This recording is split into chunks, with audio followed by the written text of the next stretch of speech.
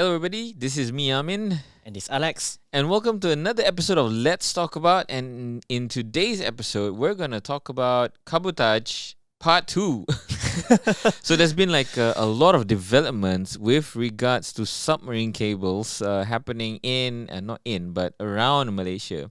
So, and that has brought to light again this very heated topic about this cabotage issue. So, for those who don't know what cabotage is, maybe Alex can explain what it is, because I don't think I'm going to do a good job. Okay, so cabotage is basically like the right to operate in domestic waters. So every country has it. Malaysia has cabotage policy since the 1980s. So with the cabotage policy in place, that means that foreign vessels can just simply come to our waters and do domestic routes. Like for example, passenger ships and cargo ships. If a cargo ship from overseas, they can land in Port Klang and they cannot do like domestic routes. They can continue the journey from Port Klang to Kuching to KK or to Tanjung Pelepas and all that. So that's what the cabotage is for, and it's to protect the local shipping industry and to maintain the security and the sovereignty of our waters. Okay. Yep.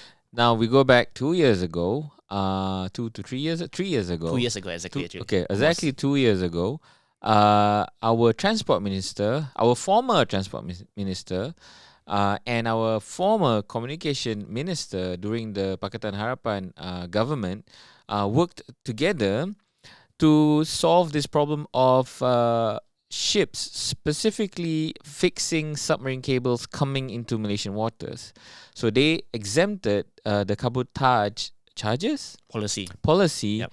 for these ships to allow for submarine cables coming through Malaysia to be fixed quickly and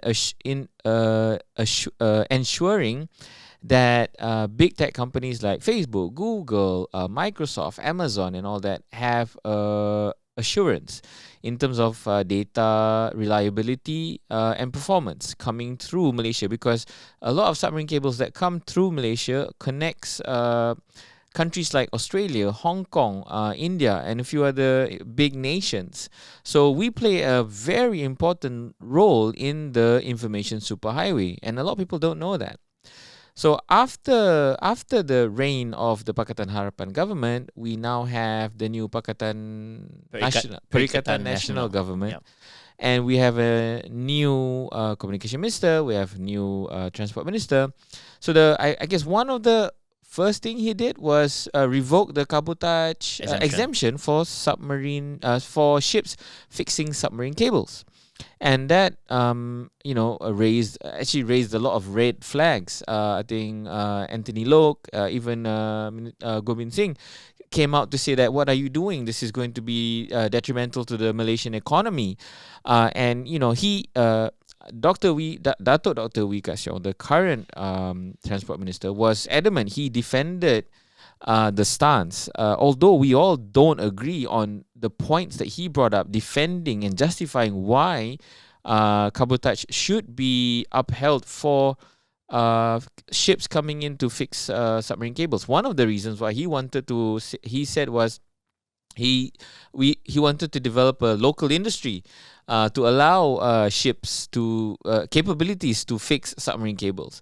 But that doesn't hold water because we physically do not have the ships. And I don't think there's any company that has come out to say that, okay, we're going to accept this challenge from the minister and we're going to be able to deploy 4, 5, 6 ship, or at least even one GP2 ship. DP2, yep. DP2 capable ship, so that it will fulfill the requirements of these big tech companies to ensure the upkeep and performance of submarine cables passing through Malaysia.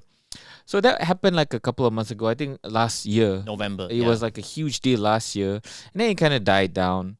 And then now we move into 2021. This show is recorded on Thursday, 8th of April. Okay, so Facebook announced in March this year that they are building 2 submarine cables called Echo and Bifrost. Really cool names. But these cables are not coming through Malaysia. They're connecting the US mainland, and they will go from the US mainland all the way to Singapore and Indonesia. Indonesia, okay, fine lah. Indonesia is kind of like separate from Malaysia. Singapore is like submarine cables pass through us and not through Singapore. So it's a big deal.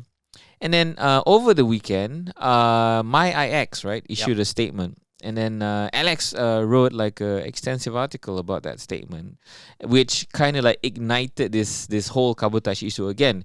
And then what happened after that was Anthony Loke picked up that article from Soy Chin Chow, written by Alex, because Anthony Loke and Gobind Singh were like, and if you see them in Parliament, you watch our previous show, they are very passionate about not upholding this cabotage charges for the ships coming in, for foreign ships coming in to fix submarine cables in Malaysia. And rightly so. I think I'm on their side with regards to this, because the impact, now you can see Facebook has made the announcement. So Anthony Loke put out a Facebook post, right? Yeah, just share a post, and just one liner. It just says, "Thanks to Wee Ka Siong for his brilliant strategy of protecting one company at the expense of the nation's interests." And then he put the link to your article, Yep. right? So on I think in the same day, A few days later on the weekend, Wee Ka Siong responded. yes, Wee Ka Siong is not going to take that lying down, and he responded on a lengthy Facebook post In DM.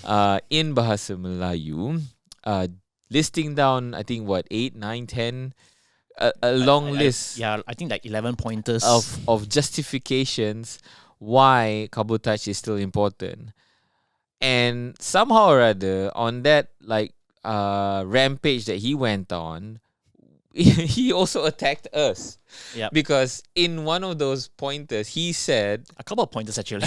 he said that we are unverified and untrusted and unprofessional. And we half-baked reporting. And Anthony Loke should have known better to pick a source from this unverified, untrusted sources. You should pick other sources. So that's why we're having this show. Yeah. Because number one, I think we should defend our position, soychinchow.com. We've done this from 2007. We've been in the industry. If you watch our show on Why Soy Chin Chow, we are passionate about technology and about writing articles and keeping people informed about the right things, whether it is or for us, whether it helps us or not. If it's something that people should know, if it's something that the public should know, and the public should know because it's important for them and for the country, we will do the research and we will post it up. Trust and integrity is the cornerstone of why we exist, why Soy Chin Chow exists. This is how we train our new team members, and this is what we inculcate in our culture of telling stories, be it about serious issues like cabotage and submarine cables, or about fun issues like food and phone reviews. That is what we are. So I don't know. I think Alex and I, we take a huge offense by Dr. Wee Ka Siong's statement saying that we are unprofessional, unverified, and untrusted. So to that, I think I'm putting this out on the table as well. We did reach out to him on Facebook. We responded to him on Facebook on his post. And also we reached out to him personally via his press secretary to call him in for an interview on Let's Talk About, for him to really justify and clarify all these points that he's been putting up, and also to take our questions, because it's not fair for us that he is allowed to say all these things about us, but we are not able to respond directly to him. So this is our response. So that's number one. Number two, I think he just took a friggin' cannon and a number of shotguns and shot himself in the foot. And everyone else in his party. So yeah, in one fell swoop, this statement that he's put out on Facebook made him look terrible. He attacked both the people who are in his party and also the opposition and us, the media, all at the same time. So thankfully, we've got people on our backs. I think a number of people in the industry were like supporting us, and a number of people even in the a number of politicians and a number of industry notable industry figures were going out to say, like, dude, you cannot say that about soychinchow.com because they are really trusted. They know what they're talking about. You don't know what you're talking about. Okay, so that's our point. I mean, this show is not about that. what I want to delve in deeper with regards to today's show is, okay, what are the points that he talked about, and what are the wrong things, what are the notable things. For me, it's like the most glaring thing is that he mentioned that there were no data centers in Malaysia.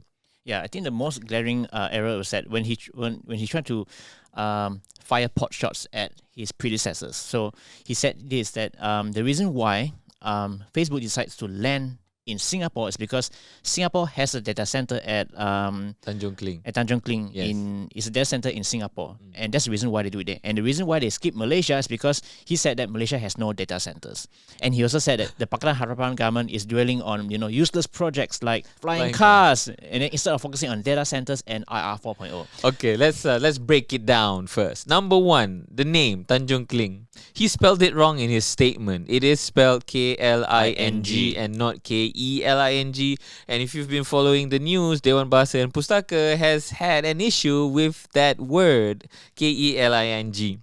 So what the hell? So proofread first your statements before you go out, because Dr. Wee Ka Siong, with all due respect, sir, you are a minister and a public figure. Everything you say and do and put out on Facebook is seen and viewed by the public. You should set a good example. Number two, the flying car project. Number two is the data the center. centers, yes. So he says in Malaysia there are no data centers. Number one, I don't know, when he writes this statement, did he even check or with like facts? All you have to do is Google data centers in Malaysia, and at least two names come out. I don't know how many data centers are there in Malaysia. I didn't check, but I think there's like 4. I think there's more than that. So the thing is, he blamed it on the Pakatan Harapan government. So the thing is, between 2018 to 2020, there are a number of data centers being announced. Like Cabotage, they announced a new data center in Johor in November 2018. Yes. And even TM, they actually unveiled KDVC in Putrajaya. So that's a state-of-the-art a data center in Submarine that was launched in May 2019. Yes. So there are data centers. And there's another data center for TM in Johor as well. I think so, yeah. I forgot what's the data center called. There's a name for it. Yeah, so basically, Malaysia has a lot of data centers, and there's also a report that the data center industry is actually thriving in Malaysia. Yes. It's growing. More people are investing because there's higher need for cloud services. And there's also MyDigital, which we'll get into a bit later. Yep. And up to a point that even MDEC chairman Rais Hussein was so pissed, he has even responded to Dr. Wee Ka Siong, saying that, can you please check your facts? Malaysia has been building data centers since the 90s. How could you say that we don't have data center infrastructure? Maybe he's in a different dimension. I have no idea. I mean, okay, the question for me is, why is he so adamant about upholding this cabotage thing for submarine cables? Submarine cables break down once a year, I don't know. No, it's actually about twice a month now. Okay, but it's not about breaking down. The thing is, it's about maintenance. Okay, Yep. So what I'm trying to say is, the point I'm trying to make is, I don't think submarine cable repair ships, the traffic is significant enough that he has to say that, okay, the exemption is no longer because we're losing a lot of money. Think about it, right? This cabotage, just re-emphasize, this cabotage exemption is only for the submarine cable repairs. Everything else is still maintained. The cargo ship, passenger is still maintained. And as raised by MyIX and even MDEC, some countries actually exclude the submarine cables as part of the cabotage because they only enforce cabotage on cargo ships and passengers. Because they're only. high traffic. And not just that, the submarine cables, right, are like a lifeline to the economy. So you can't, put this kind of restrictive measures in place. Yeah. I mean, okay, here's where I'm coming from. Okay, did we break down the things? We forgot number 3. Flying cars. Yeah. Okay. Okay. We'll talk about flying cars right after this. But what I wanna say is that he a lot of people tell me that this Dr. Wee Ka Siong is a smart person. He's very learned and he writes in Bahasa. He prefers to write in Bahasa, and that's very commendable for such a astute person, for a minister, and I applaud him for that. And he should do the most noble thing he can do in this crisis, because everybody's like attacking him, right? Yep. So instead of defending his stance, right, he could say, okay, guys, you know what? I could be wrong, but there's no harm in being wrong. There's no harm in making mistakes. Let's work together. I will call for a meeting with the Noble Anthony Lok, Gobind Singh for their advice, and I will also call the Minister of Communications. And let's hash this out and let's fix this problem. To date, on the 8th of April, he has not done that. In fact, he has gone on to continue to go down this narrative that he's going down on.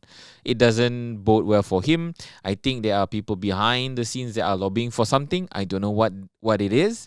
I agree with Mr. Anthony that there is some protectionism going on. There is somebody that is benefiting from this, and it's definitely not Malaysians. Except for the shipping companies. Yeah, because all this while, right, he's been talking about shipping companies, but he doesn't address the biggest elephant in the room, which is the tech companies' concern. Yes. Yeah. So should we start about the My Digital thing? But what about the flying cars? Okay. He also talked about the flying cars, right? In his Facebook statement, he said the previous government wasted time on crappy projects such as the flying cars. Here's the thing. The flying car project is actually announced and led by Muhammad Rizwan Muhammad Yusof, who is now serving as the minister in the Prime Minister's Department for Special Functions. So he's your own dude. Wah, wah, wah. Yeah. So Alex and I, okay, before we go into the My Digital thing, right? Alex and I had a discussion last night, specifically about like why do politicians and ministers go up and make all this seemingly, I don't have the nicer word for this, but stupid statements and coming out with things like this. Why do they do that? Because I think it's not fair for us to think that they are actually not smart. And I think it's not fair for us to assume that it is as black and white and as clear as that. So I feel that there is a strategic and a deeper reason for him to come out and say things like this. I feel like there's a distraction. I mean, if he just kept quiet, you know, this thing will not be erupted like this. Yes. Yeah, he could just keep it down. Because after the announcement and after Facebook announced that, okay, the submarine cables are coming, I think late March, right? Yep. The news went out and it just went out and there was no fire about it. My ex released a statement. Yeah, people were pissed off about it and it just died down. Yeah. It was maybe 1, 2, 3 days tops, and then after that, people forgot about it. People were like going on with their lives, and then Dr. Wee Ka Siong had to put out this statement that attacked the people in his party, attacked the people in the opposition party, and also attacked the media in one fell swoop. Obviously, this is a targeted, strategic attack to cause damage, but to also cause a distraction. I don't have proof because I can't link what this distraction is, but it feels like that to me. I don't know what you guys think. If you agree, drop them in the comments below. Give us a thumbs up if you agree. And tell us what you think. Now, the more interesting thing is My Digital. Yep. And how this submarine cable Echo and Bifrost decision thing is affecting this. Yeah, so just recently the Prime Minister announced My Digital program. So it's basically like a plan to push Malaysia into a high income nation through digital economy. So one of the main drivers is to attract submarine cable investors. And the goal was to have the most submarine cable landings in Southeast Asia by 2025. That is written black and white in the My Digital document. Blueprint, yeah. Blueprint, yes. Yeah, and we all know that this cabotage issue is affecting Malaysia's attractiveness in attracting investors. That's been raised by MyIX, raised by MDEC. Even MDEC actually issued a position paper on this back in November, highlighting that, why this cabotage issue will affect Malaysia's competitiveness and how it will scare away investors. Because it's clearly stated there that Malaysia doesn't have the right vessels. Repairs take too long. It can take 27 days on average or up to 100 days because of this cabotage issue. And yeah, so why would an investor come to Malaysia if there's so much issues? If I'm going to lay a cable, I need to maintain high SLA. If it goes down, I need to fix it quickly. This cabotage is delaying it. Yep. Imagine like you and me. If your line goes down, just for 1 hour, you'll be frustrated, right? Yep. So what more about submarine cables? It's going to be days. And it's not just about normal consumers. Enterprises, businesses, cloud services will be affected. Yeah, we're looking at terabytes of critical data. We're not just talking about YouTube and whatever. We're talking about banking data. We're talking about cloud data, critical data for work. Yep. That's going to be affected. That's right. So, I don't know. I mean, and the thing is, our neighbors, Singapore and Indonesia. So a lot of people come and tell me, okay, we know like Singapore is more advanced than Malaysia in a number of things, but I still think Malaysia is better. But Indonesia, a lot of people come to me and tell me, you know what, in terms of technology, despite Indonesia looking like what it is, in terms of technology and digital economy, they are probably 5 to 10 years more advanced than we are in terms of readiness and receptiveness of accepting all this new money coming in for digital investment. So I'm frustrated because like why isn't the Prime Minister doing anything? Yeah, because if in simple terms, right, it looks like this Cabotage is sabotaging its own government. Sabotaging all the agendas of the government. Yep. And if you look into, so Asian Job is not a political website. We're far from that. But I guess we're kind of like dragged into this because first of all we have to defend ourselves, and then second of which we have to like really explain the situation, give you guys a 360 perspective on what's going on. Elections are kinda coming up, so now. Everybody's not liking this minister. He's saying all these weird things. He's making his party look silly. MDEC is saying something. My industry practitioners are saying it because they are super concerned about this. But the minister that is directly related to this and is critical to making my digital a success, the communication minister has not said anything. Yep, and that's his KPI. He needs to deliver that target in about 4 years' time, less than 5 years. Yeah, so he is going to be responsible, and this is going to be a huge stumbling block because before this whole thing erupted recently, a lot of industry players have already raised concerns. There was a memo which I've seen that was sent to the Prime Minister urging him to step in and to reinstate the cabotage exemption because that will affect the investments that's going to be made. And some of the tech giants have also told Dr. Wee Ka Siong that this issue will make them review their submarine cable investments as well. So there's a lot of concerns out here. But then again, he's still addressing it head on. He's only talking from the shipping company side. What is he going to do to address it? Okay, a number of things that he has done to reduce the weight. So during the parliament debate, which was pretty hot last year, the reroute je lah. Yeah, reroute je lah. Okay. So he did mention that his ministry has introduced a EDSL to reduce the process. So they made the form digital lah. Yeah, and it's shorter. So from like 30 working days, it can be approved within less than 10 working days. And he actually, in his Facebook post, he actually shown a list of approvals being done through the EDSL process. Okay. It's all done in 3 days. So yeah, we did reduce the time. It's only one exception. I think it's only one time that took 6 days, but it's much shorter than before. But like you said previously, it's still 3 days. It's 3 days, number one. Yeah, number two is why can't we work like concurrently? Yes, concurrently, meaning that while he is working on to improve the process and make it faster, and while the shipping company is building a DP2 ship or getting one, while that is in progress, still allow for investments to come in, still allow for foreign ships to come in to repair the submarine cable, still allow for that movement. Yep, exactly. So we can see right now there are two concerns here. Number one is how do we get more submarine cable investments? Number one. So to solve that, we need to create a more favorable environment. They need the right ships that they can come in as fast as possible. So have that cabotage exemption policy in place in the time being, so that they can come in, they are assured that they can maintain the 99.99% uptime or whatever, so that they are comfortable to invest in Malaysia. Number two, local shipping industry.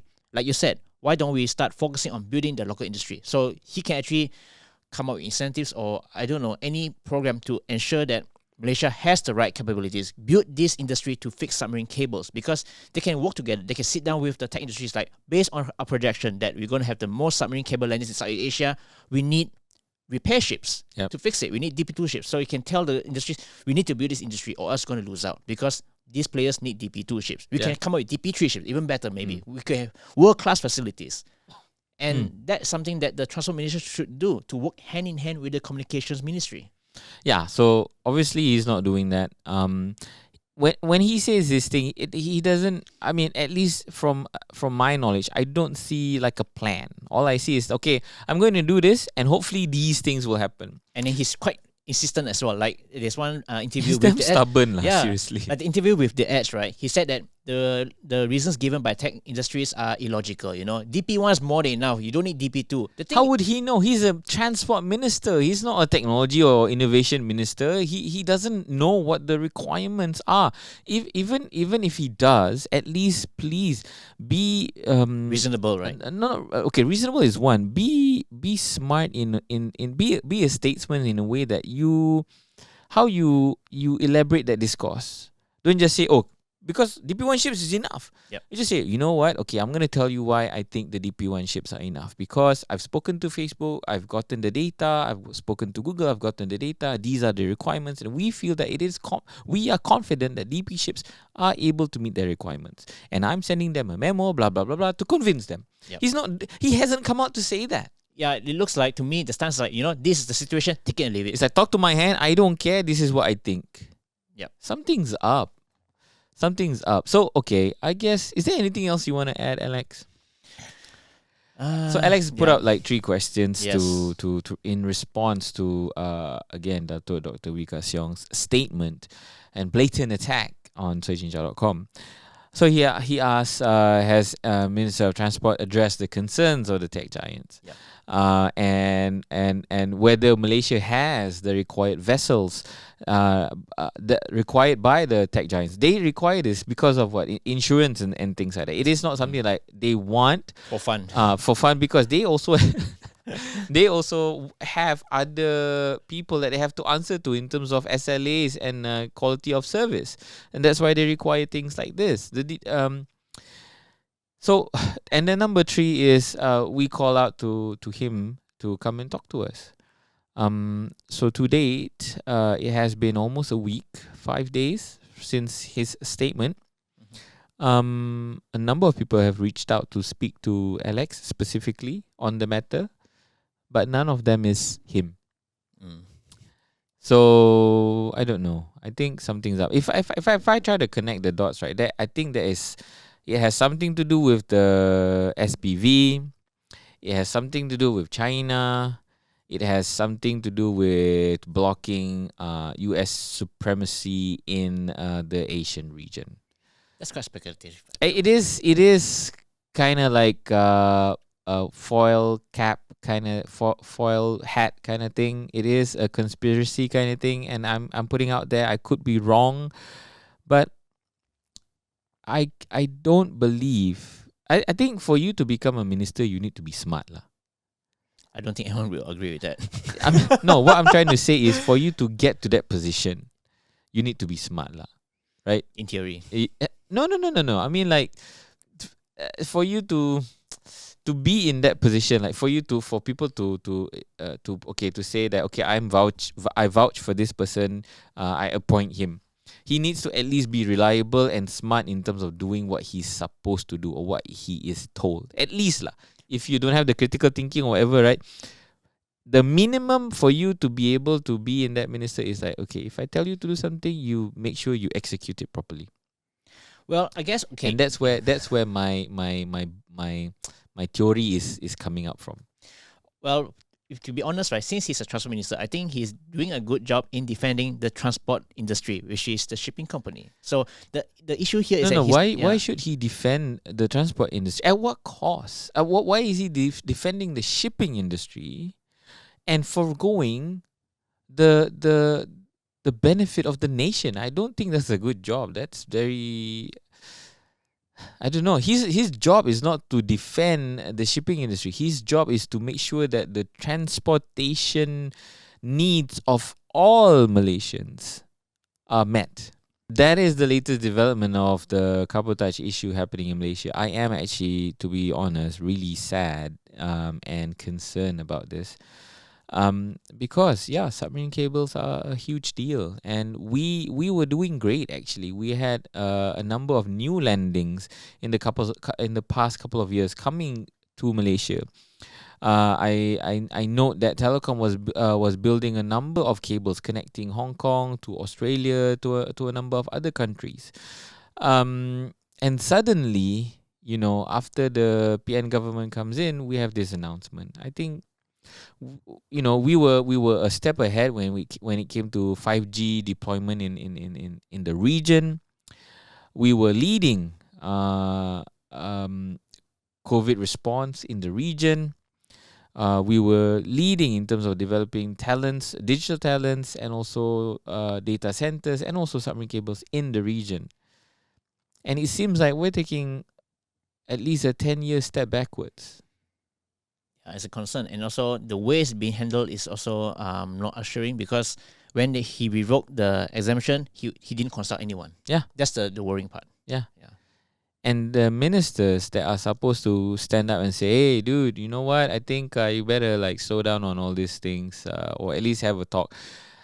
Saifuddin, right? The least that he can do is he could come out and put out a statement to say, we hear the sentiment of the people about the submarine cable issues, and I will have a discussion with my fellow minister to resolve the matter. Yep, that's the least. That's the least. That's the least. To say, hey, you know what? I'm looking into it. That's the bare minimum. That's your KPI, man.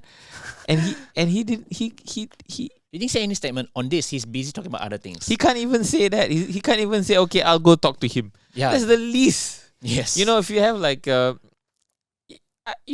okay, for me, like I'm married, right? So I have a wife. If she comes to me and says, I'm pissed off with this, blah blah blah, the least I can do is say, okay, I'll go talk to that person. Yeah, at least acknowledge the issue. At least assure that you're looking to it. That's it. Yeah. And you can go and talk. Hey, dude, you know what? Next time, just just do it on the down low lah, or Yeah. Well, it can settle. I mean, for us, we don't have any. We don't cite anyone in the political realm on this issue. For us, is what is the right thing to do? What's the right thing to do? Yes. Because it's for the interest of the riot. Because these submarine cables affects not just the tech giants, it affects you and me and everyone else. And it also affects the My Digital Blueprint, because the Prime Minister has this ambitious plan to drive Malaysia forward, and this will, in a way, sabotage it. Yeah. Yeah. Yeah. It's cabotage to sabotage. Yeah. So that's it. We just want to raise a concern. So I hope in what little part that we can do, in what little part that we can make a difference, we are. I hope if you're listening and watching to this show, you are also concerned as we are with regards to this issue. It's no small matter. If it is, I hope you also put out your voice out there, whether it's in social media, tweet to the minister, tweet to Wee Ka Siong, tweet to Saifuddin, tweet to Muhyiddin. Let them see that people are talking about this and they're concerned about this. And hopefully together we can make a difference. Hopefully. That's the least that we can do. Agreed.